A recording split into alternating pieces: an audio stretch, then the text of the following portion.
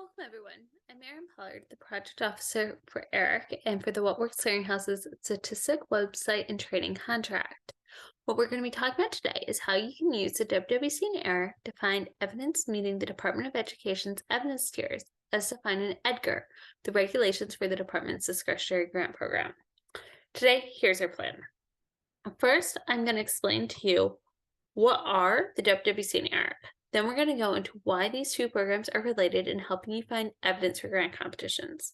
We will discuss why evidence is important and how the Department of Education defines evidence.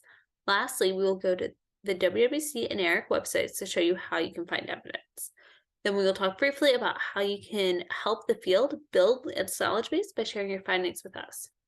So first, what are ERIC and the WWC? First, let's talk about ERIC. ERIC is officially the Education Resources Information Center. It is the world's largest database of education research. ERIC has been in existence since 1964 and indexes both journals and non-journal grant literature, like conference papers or reports. Many of you will have used ERIC through a third-party provider, like EBSCO, but it is also available through eric.ed.gov. There are currently about 1.9 million citations in ERIC and about 476,000 full-text articles. It is a great source to find research on a wide variety of topics in education. Now let's talk about the WWC. The WWC can be found at whatworks.ed.gov. The WWC reviews existing, publicly available research against our Procedures and Standards Handbook. We then publish the reviews of studies on our website, as well as create products. The WWC currently has 3 product lines. The first product is practice guides. To develop practice guides, our contractors synthesize the research across a broad topic, and then an expert panel of researchers and practitioners come together to make specific, actionable recommendations for educators based on the research. The second product is intervention reports, which are systematic reviews of evidence about a specific policy or practice. Lastly, our single study reviews that highlight the findings from one specific study that meets the WWC review standards. We have thousands of study reviews available on our website. Unlike the intervention reports and practice guides that are available in PDF format, single study reviews are currently only available as web pages. So now that we have highlighted what these programs are, let's talk about how they work together to provide evidence in the field. We're going to begin by defining evidence and explaining why it is important to the department. The department's definitions of evidence focus on whether an activity, strategy, or intervention is likely to improve student outcomes or other outcomes relevant to education, like teacher retention. So why does the department encourage or require potential grantees to use evidence to support their applications? First, evidence about whether an activity, strategy, or intervention is effective can improve the design of your proposed project. It is a way of knowing that what you are doing has been tried in other places and is successful. Oftentimes, there is a lore in education about a great program implemented by a charismatic leader. But those trying to replicate the program do not know if it is that leader who is causing the outcomes to improve or if it's the program itself. Using high-quality evidence gives those implementing the components of the program a confidence that those components will work for them and for their students. They will have seen that the program worked for similar students in a variety of settings, and the effects on relevant outcomes were likely not a fluke or due to a single person. So, to make sure that we are all on the same page, let's begin with some definitions. A project component means an activity, strategy, intervention, process, product, practice, or policy included in a project. So if you are implementing an after-school tutoring program, you may have several components. The curriculum used and the quality of the tutors are 2. These project components feed into a logic model, also referred to as a theory of action. This is a framework that identifies key project components of the proposed project, i.e. the active ingredients that are hypothesized to be critical to achieving the relevant outcomes, and describes the theoretical and operational relationships among the key project components and relevant outcomes.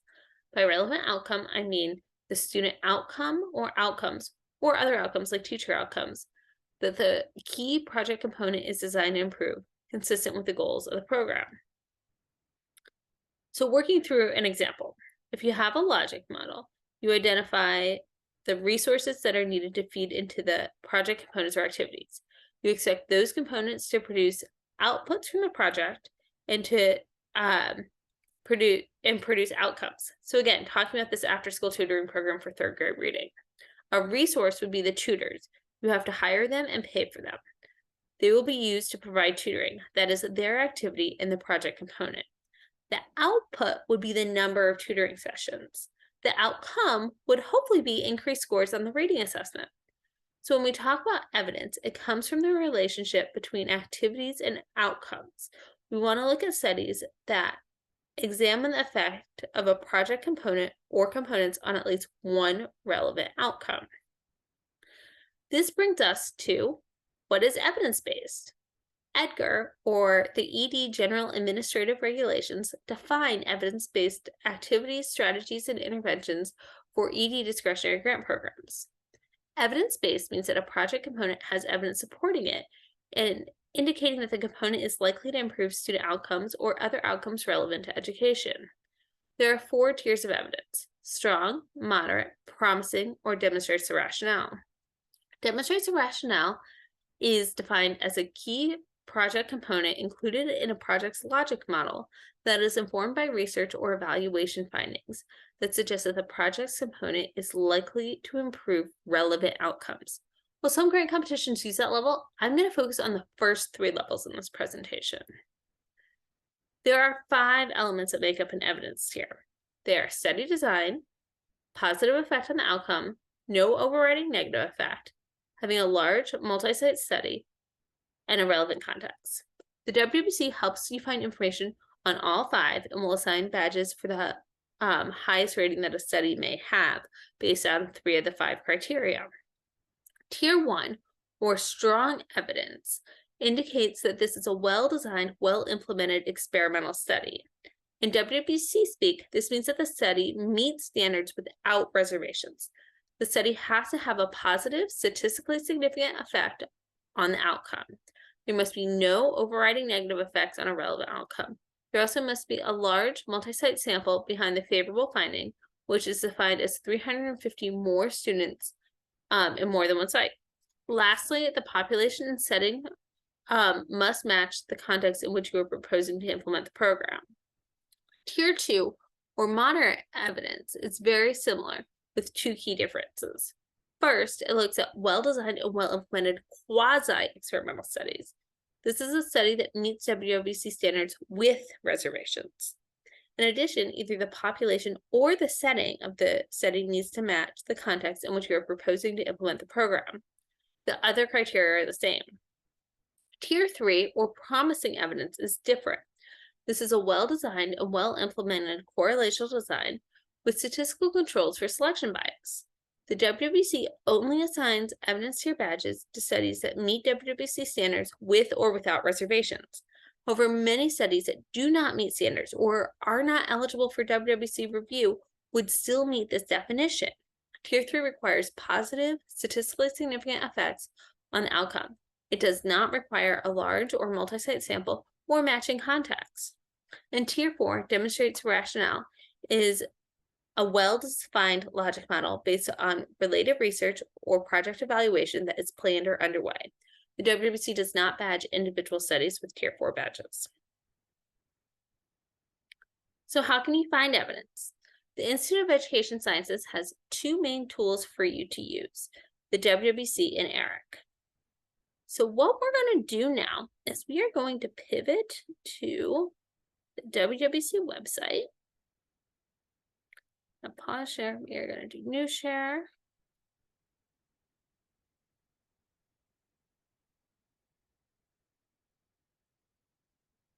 Okay. All right. So what you can see here is that there is a main search box. So we are at whatworks.ed.gov. It redirects you to this ies.ed.gov/nc/WWC. So whatworks.ed.gov. What you can see here is that there is a main search box with a filter by topic and by grade band. This searches across all of our products. There are also links to see our practice guides, our intervention reports, and our reviews of individual studies. You can also download all of our data in a .csv file.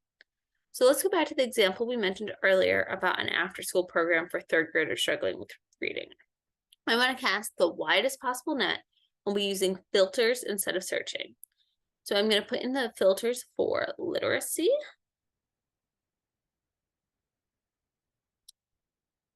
Maybe Zoom, if Zoom will let me. Sorry, the Zoom bar is in the way. Okay, we're going to put in for elementary school, and we're going to hit search.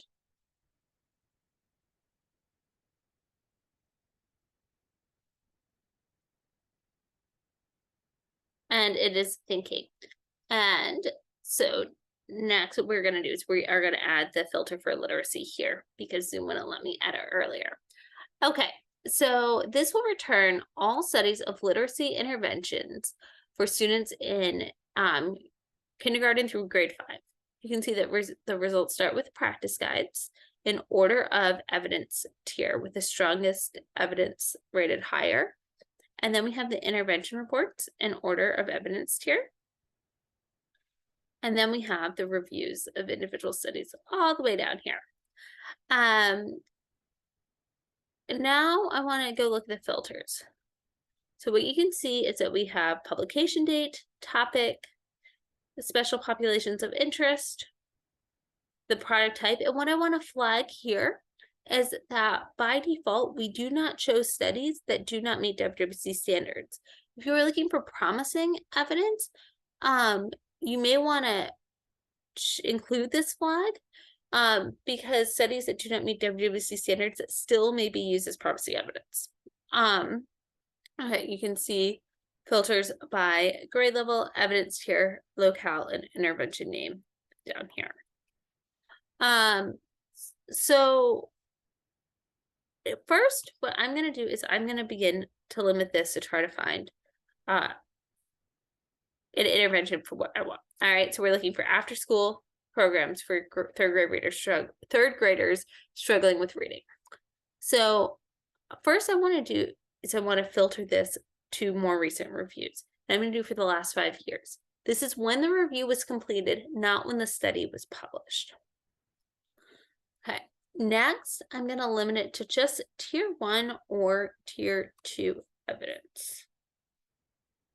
Here. You have to hit apply. And then I'm going to limit it to the middle elementary grades, which I'm calling grades 2 through 4.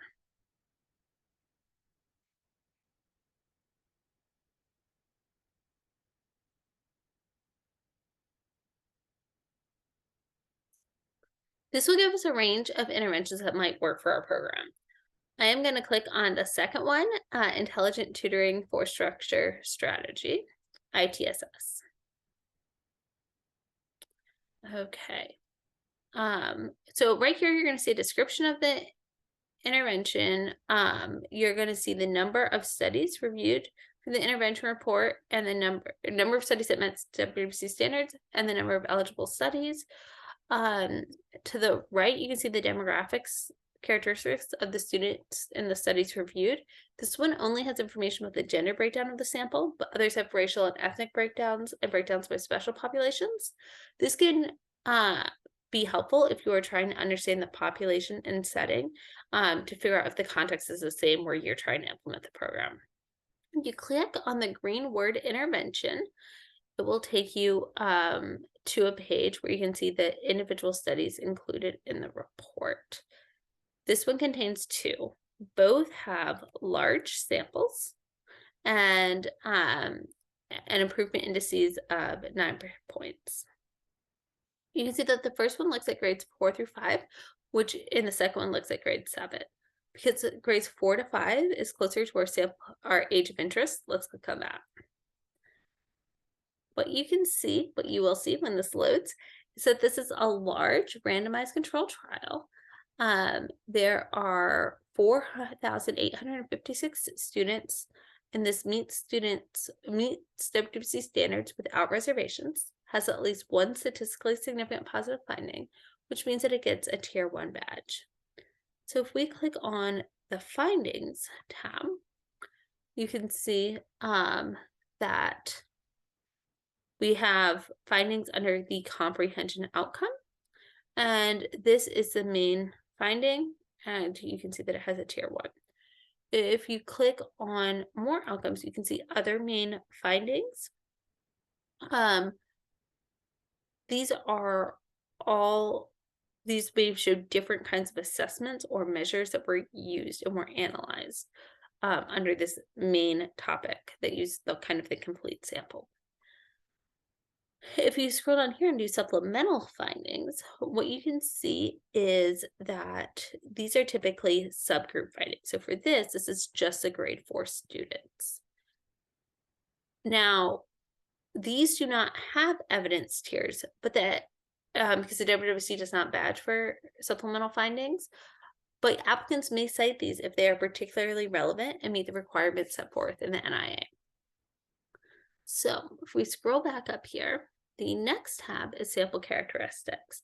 And we also have study details. And these two tabs can work together to give you information about whether or not the program and the study would be relevant for your context. So the WWC does not check to see if there are overriding negative effects, but you can easily get that information from our website. So what we're going to do is we are going to go back and we are going to filter on literacy studies, which we'll see if we have better luck this time. Yes, literacy. Okay. And all right, so what we're going to do is we're going to filter on literacy studies. And then what we are going to do is we are going to use this intervention name dropdown right here. And we are going to look for ITSS. You're going to click on it, and you're going to see this is the intervention report, and it has 2 studies that were reviewed. And over here are the 2 studies that were reviewed. So in this case, that we have done the intervention report, we know that they are both included. However, that isn't always the case. So let's go try a new one. Let's try, I'm gonna go back. We're gonna try Lexia. Now, Lexia is a computerized reading intervention. And is it gonna come up?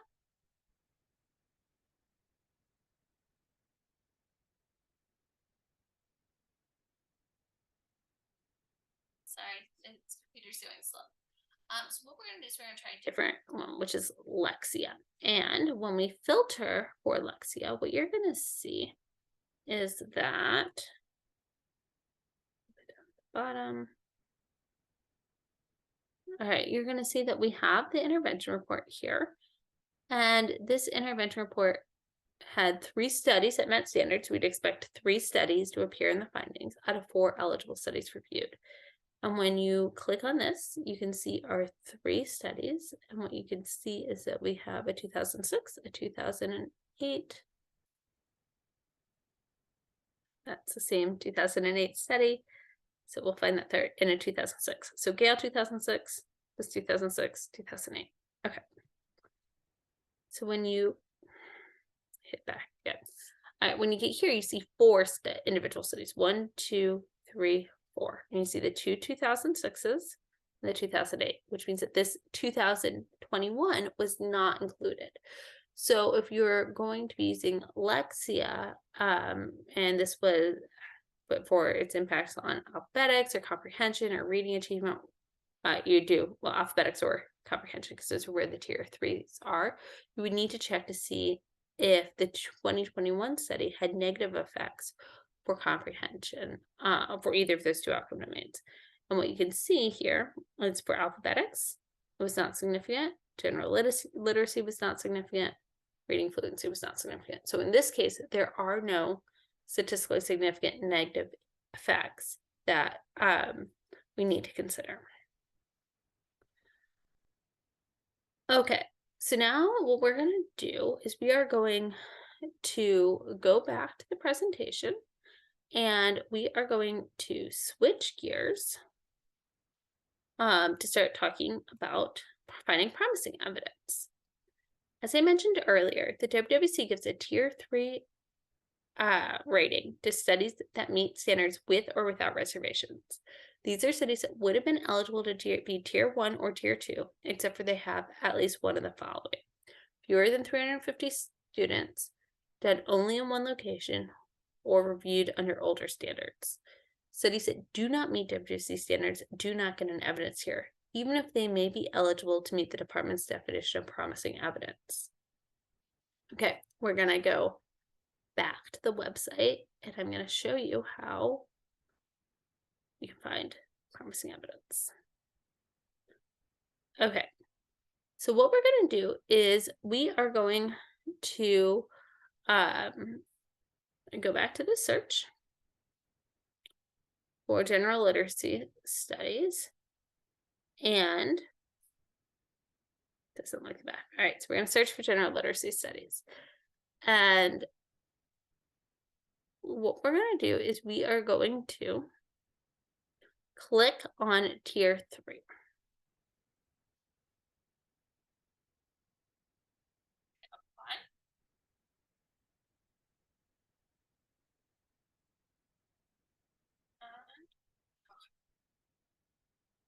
So when you click on the first one, these are practice guides. This is not what I want to show you. All right, let's get into the reviews of individual studies.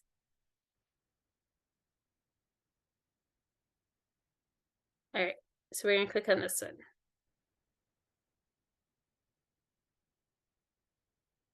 Okay, so what you can see is this has 252 students. So even though it is a randomized controlled trial that meets WWC standards without reservations, and it has at least one statistically significant positive finding, it only has 252 students, so it does not have the 350 students required to be a large sample. And if you look at here, you can see that it took place in 9 schools. This is the study details. So we know it's a multi-site sample. So the problem here is only that there are just too few students in the sample.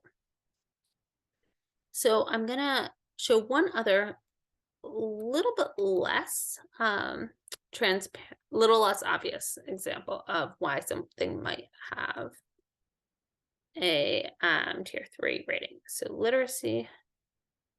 Okay, so this study right here is something that it's important to know can happen. So you look at meets WC standards with reservations, so eligible for Tier 2, has at least one statistically significant positive finding, done in versions 2.1 or higher. This was version 4.0. 2,430 students in grade 5. So if we check, so the sample's large, and it's in 71 schools, so it's a multi-site sample. So you may say, how does this get a Tier 3 finding? What is going on here? Well, if you go to the actual findings tab, what you can see here is that, yeah, there are these really large samples, but they're not significant. In this case, big sample, this is where we get that number of the N, and it is significant, but it's negative. So apparently this caused worse science scores. But if you scroll down here, here's where you find that positive finding and where it gets to Tier 3, because it only has 30 teachers. So while the study has a large sample, that finding only has 30 teachers in the sample.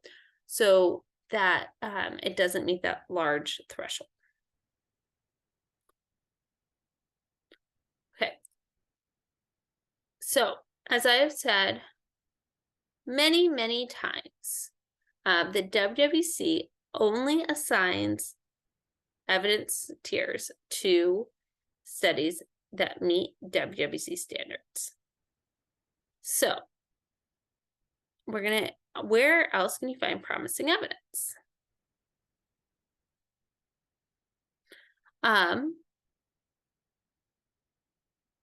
Okay, so that means that there's a lot of promising evidence that is outside the WWC. And one place to find is ERIC. Additionally, you can use ERIC as potential evidence that is not reviewed by the WWC. The WWC tries to comprehensively comprehensively review as many studies as possible, but there are studies that we have not gotten to yet. that you are welcome to cite, and by citing, we will review them and add them to our database. So, what is ERIC? ERIC is a free online database of education research. ERIC has both traditional journal literature and gray literature, which is like reports or papers, anything not published in a journal, conference papers. We work to get reports published in the field into ERIC so that researchers can learn from schools and organizations across the country. This can be a great way to find new evidence. There are 2 ways to search ERIC. So let's go to the ERIC website. Now, when you go to ERIC, the default is a general search.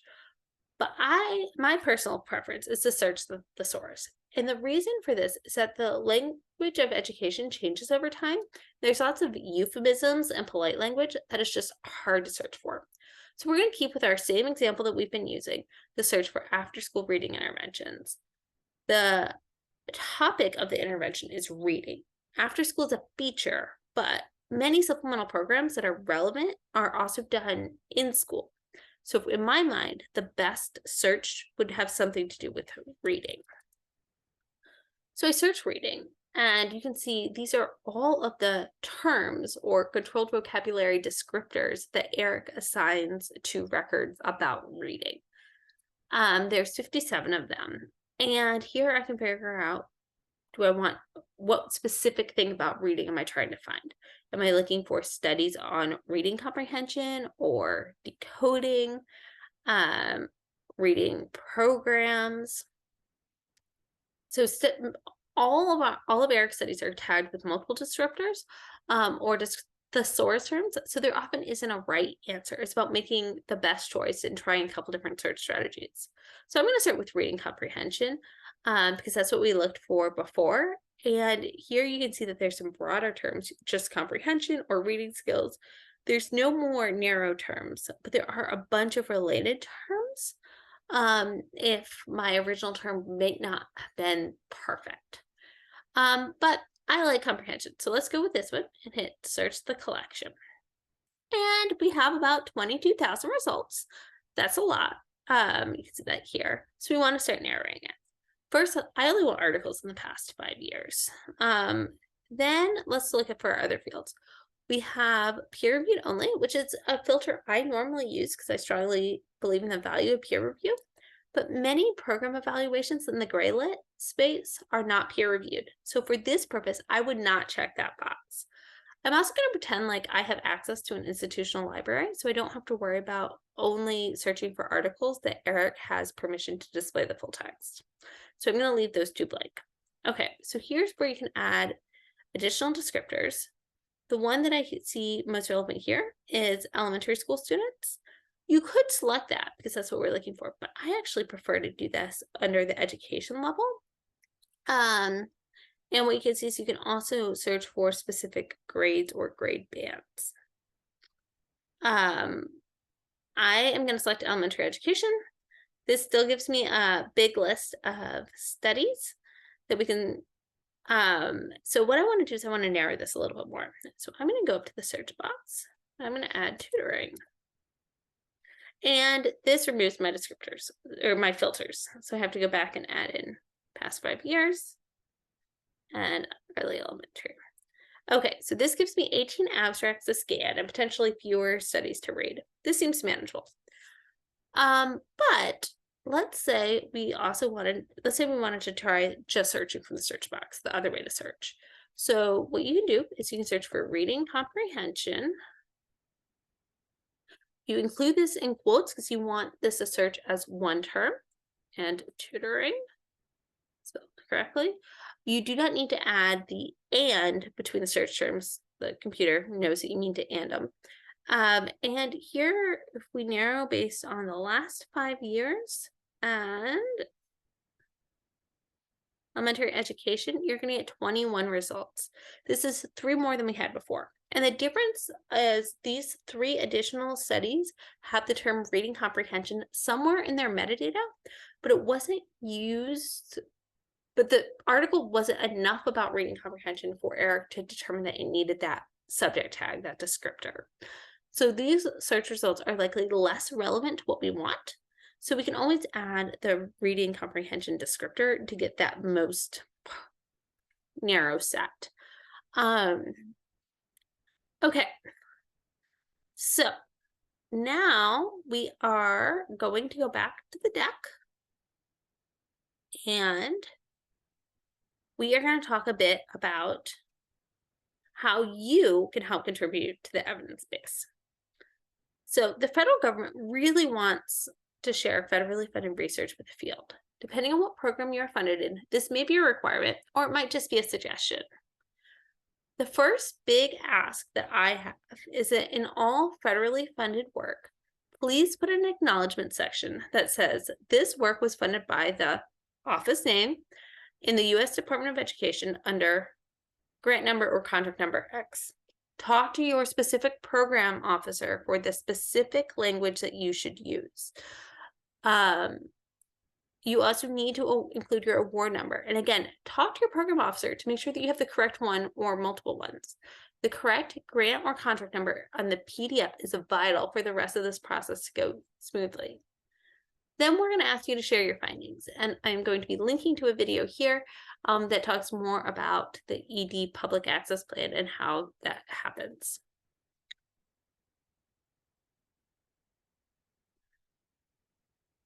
What you will ultimately do is submit your work to Eric through, and Eric accepts reports through from all grantees and contractors. Submitting is free and easy to do, and the process takes about 5 minutes.